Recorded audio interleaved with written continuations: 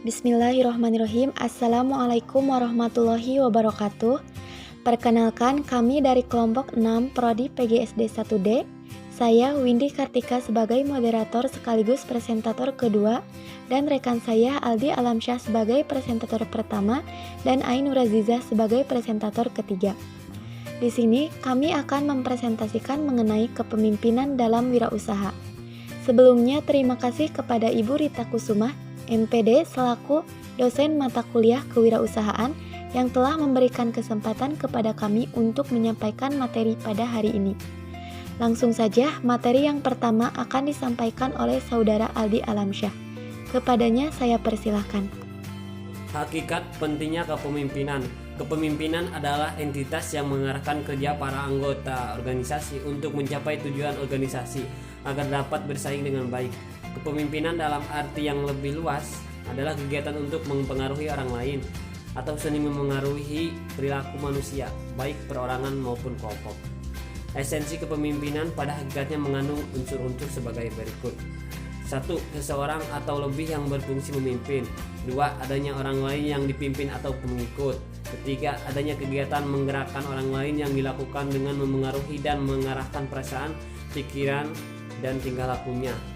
Yang ketiga, yang keempat, adanya tujuan yang hendak dicapai yang dirumuskan secara sistematis. Yang kelima, berlangsung berupa proses dalam institusi, organisasi, atau kelompok. 3. Pendekatan utama kepemimpinan. Yang pertama, pemimpin otoriter. Ciri-cirinya, kebijakannya semua ditentukan oleh pemimpin. Langkah kegiatan teknis ditentukan oleh pemimpin. Pada saat tertentu, biasanya langkah-langkah berikutnya tidak ada kepastian. Pemimpin mendiktekan tugas-tugas khusus dan para anggota adalah pelaksananya. Pimpinan cenderung mencela atau memuji secara personal dan tetap menjauhkan diri dari kegiatan kelompok kecuali dalam hal berdemonstrasi. Yang kedua, pemimpin demokrasi. Semua kebijakan dibahas dan ditentukan bersama oleh kelompok dan dorongan dan bantuan pimpinan. Perspektif kegiatan diperoleh selama masa pembahasan, langkah-langkah umum kebiasaan kelompok digariskan terlebih dahulu, dan jika diperlukan dapat meminta nasihat teknis. Yang ketiga, para karyawan bawahan bebas untuk bekerja sama dengan siapa saja yang disenangi. Yang keempat, pimpinan selalu objektif dan berpikir sebuah fakta yang memberikan pujian atau kritikan, serta berusaha memberi semangat kepada kelompok tanpa banyak mencampuri urusan pekerjaannya. Terima kasih. Terima kasih kepada Aldi Alamsyah yang telah menyampaikan materi pertama. Materi selanjutnya akan disampaikan oleh saya sendiri. Selanjutnya yang ketiga yaitu pemimpin laissez-faire. Ciri-cirinya, yang pertama, kebebasan sepenuhnya untuk mengambil keputusan diberikan kepada kelompok maupun individu tanpa banyak campur tangan pimpinan. Yang kedua, bermacam bahan atau data diberikan pimpinan dengan jelas menyatakan hanya akan memberikan bahan informasi bila diminta saja. Pimpinan tidak mengambil keaktifan dalam pembahasan bersama kelompok. Yang ketiga, sama sekali tanpa partisipasi pimpinan. Yang keempat, pimpinan jarang memberikan komentar secara spontan terhadap kegiatan bawahannya, kecuali bila ditanya, dan tidak ada usaha-usaha untuk menilai atau mengatur jalannya pekerjaan organisasi. Selanjutnya yaitu sifat-sifat pemimpin. Yang pertama, watak matahari. Matahari mempunyai sifat panas dan penuh energi, serta pemberi sarana hidup. Seorang wirausahawan harus dapat berfungsi seperti matahari, yaitu dapat memberi semangat, memberi kehidupan, dan memberi energi kepada setiap anak buahnya. Yang kedua, watak bulan. Bulan mempunyai wujud indah dan menerangi dalam kegelapan. Seorang wirausahawan harus dapat berfungsi seperti bulan, yaitu dapat menyenangkan dan memberi terang dalam kegelapan kepada setiap anak buahnya. Yang ketiga, watak bintang. Bintang mempunyai bentuk yang indah dan menjadi hiasan di malam hari yang sunyi, serta memberi kompas atau pedoman bagi orang-orang yang kehilangan arah. Seorang wirausahawan harus dapat berfungsi seperti bintang, yaitu bertakwa dan dapat menjadi contoh tauladan dan dapat menjadi pedoman bagi anak buahnya.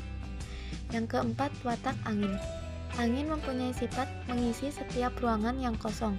Walaupun tempat rumit sekalipun, Seorang wirausahawan harus dapat berfungsi seperti angin, yaitu dapat melakukan tindakan yang teliti, cermat, dan mau turun ke lapangan untuk menyelami kehidupan anak buahnya.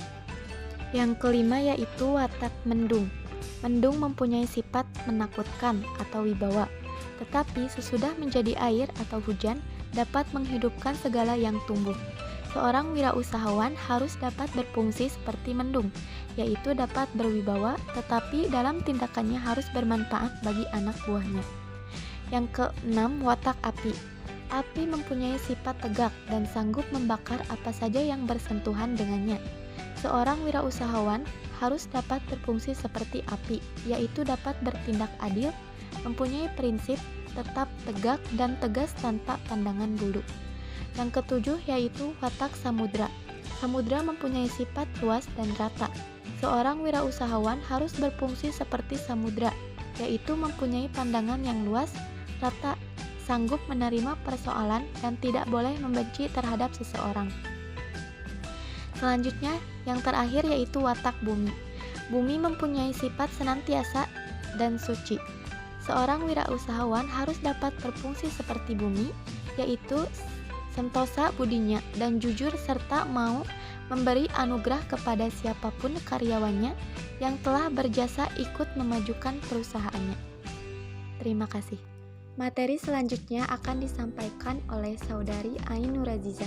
Kepadanya saya persilahkan. Terima kasih kepada moderator yang telah memberikan kesempatan kepada saya untuk menyampaikan materi selanjutnya mengenai tipe-tipe kepemimpinan. Yang pertama ada tipe kepemimpinan otokratis. Tipe kepemimpinan ini adalah tipe yang tidak menghargai hak-hak manusia. Karena ciri-cirinya yang pertama, menganggap bahwa organisasi adalah milik pribadi. Selanjutnya, mengidentifikasikan tujuan pribadi dengan tujuan organisasi. Menganggap bahwa bawahan adalah alat semata. Selanjutnya, tipe kepemimpinan yang kedua ada tipe militeristis. Seorang pemimpin tipe militeristis tidak sama dengan pemimpin dalam organisasi militer. Artinya, tidak semua pemimpin dalam militer adalah bertipe militeristis. Sifat-sifatnya terdapat dilihat sebagai berikut. Yang pertama, dalam menggerakkan bawahannya, perintah mencapai tujuan digunakan sebagai alat utama. Yang kedua, sangat suka menggunakan pangkat dan jabatannya dalam menggerakkan bawahan, serta senang pada formalitas yang berlebihan. Nah, tipe seperti ini jelas bahwa tipe pemimpin yang seperti ini bukan merupakan pemimpin yang ideal. Selanjutnya yang ketiga, ada tipe kepemimpinan paternalistis. Tipe kepemimpinan paternalistis mempunyai ciri tertentu, yaitu bersifat paternal atau kebapaan. Pemimpin seperti ini menggunakan sifat kebapaan dalam menggerakkan bawahan. Terkadang pendekatan yang dilakukan terlalu sentimental. Sifat-sifat umum dari tipe kepemimpinan paternalistis adalah yang pertama, menganggap bawahannya sebagai manusia yang tidak dewasa. Yang kedua, bersikap terlalu melindungi bawahan. Pemimpin seperti ini dalam keadaan tertentu memang diperlukan, tetapi ditinjau dari segi sifat-sifat negatifnya, pemimpin paternalistis kurang menunjukkan elemen kontinuitas terhadap organisasi yang dipimpinnya. Selanjutnya ada tipe kepemimpinan karismatis.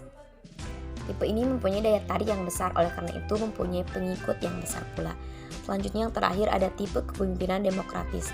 Tipe ini yang paling baik dengan mendahulukan kepentingan kelompoknya dibandingkan dengan kepentingan individu. Selanjutnya ada kekuasaan dalam hubungan bisnis. Kekuasaan adalah kemampuan untuk bertindak atau memerintah sehingga menyebabkan orang lain bertindak. Keberhasilan seorang wirausahawan sebagai pemimpin banyak ditentukan oleh kemampuan dalam memahami banyak tuntutan situasi bisnis yang dihadapinya. Selanjutnya ada bentuk-bentuk kekuasaan. Yang pertama ada kekuasaan ganjaran, yaitu suatu kekuasaan yang didasarkan atas pemberian harapan, pujian, penghargaan, atau pendapatan bagi terpenuhnya permintaan seorang pemimpin terhadap bawahannya. Yang kedua ada kekuasaan paksaan, yaitu suatu kekuasaan yang didasarkan atas rasa takut. Seorang karyawan merasa bahwa kegagalan dalam mencapai target penjualan dapat menyebabkan dijatuhkannya suatu bentuk hukuman. Selanjutnya ada kekuasaan legal, yaitu kekuasaan yang diperoleh secara sah karena posisi seseorang dalam kelompok atau hierarki keorganisasian. Selanjutnya ada kekuasaan keahlian, yaitu kekuasaan yang didasarkan atas keterampilan khusus, keahlian atau pengetahuan yang dimiliki oleh pemimpin yang dianggap oleh anak buahnya mempunyai keahlian yang relevan dan diyakini keahlian sang pemimpin melebihi keahlian anak buah. Selanjutnya yang terakhir ada kekuasaan acuan, yaitu suatu kekuasaan yang didasarkan atas daya tarik seseorang. Seorang pemimpin dikagumi oleh para pengikutnya karena memiliki suatu ciri khas. Sekian penyampaian materi dari saya. Saya kembalikan lagi kepada moderator. Terima kasih kepada Ainur Ajijah yang telah menyampaikan materinya. Selanjutnya kesimpulan. Kepemimpinan dalam kewirausahaan adalah faktor kunci dalam kesuksesan organisasi atau manajemen. Dengan kepemimpinan yang baik, memungkinkan untuk suatu organisasi atau manajemen dapat mencapai tujuan yang mereka inginkan. Rupanya sekian presentasi dari kelompok kami.